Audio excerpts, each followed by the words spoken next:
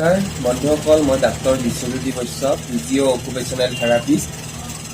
মই আপোনালোকক মোৰ এই শুশ্ৰূষা চেনেলটোৰ জৰিয়তে বিষ নিৰাময় সম্বন্ধীয় কিছু কথা জনাবলৈ প্ৰয়াস কৰি আহিছোঁ আৰু আপোনালোকৰ উপকাৰ হওক বুলিয়ে এই ভিডিঅ' বনাবলৈ মই প্ৰয়াস কৰিছোঁ আৰু আপোনালোকে মোক এই ভিডিঅ' বনোৱাৰ বাবে উৎসাহ যোগাবলৈ মোৰ এই শুশ্ৰূষা চেনেলটো ছাবস্ক্ৰাইব কৰক, লাইক কৰক আৰু শ্বেয়াৰ কৰক।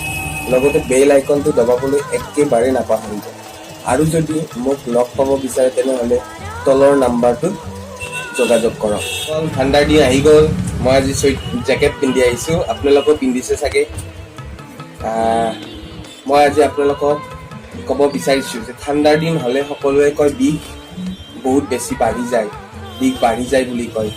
আজি সেই সম্পৰ্কে আপোনালোকক জনাব বিচাৰিছোঁ যে বিষ কিয় বাঢ়ে আৰু কেনেকৈ এই বিষ আমি নিৰাময় কৰিব পাৰোঁ সেই সম্পৰ্কে আপোনালোকক মই কিছু কথা জনাম। আহক আমি সেই সম্পৰ্কে কিছু কথা জানো। ঠাণ্ডাৰ দিনত দুটা কাৰণত বিষ হয়।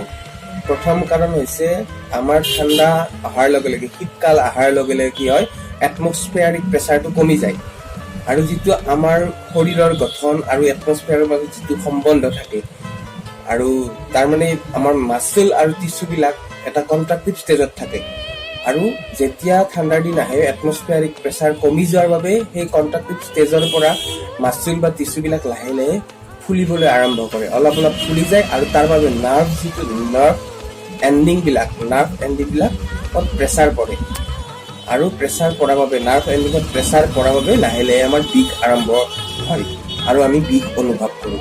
আৰু 2 নম্বৰ কাৰণ হৈছে আমি এই ঠাণ্ডাৰ দিনত একেটা পজিশ্যনতে থাকোঁ, একেটা পজিশ্যনত বহি থাকোঁ, একেটা পজিশ্যনত শুই থাকোঁ।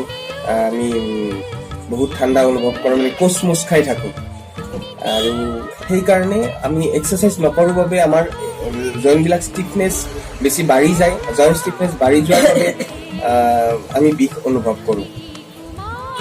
গতিকে এই বিষবিলাক আমি কেনেকৈ কমাব পাৰোঁ সেই সম্পৰ্কে জানো আহক।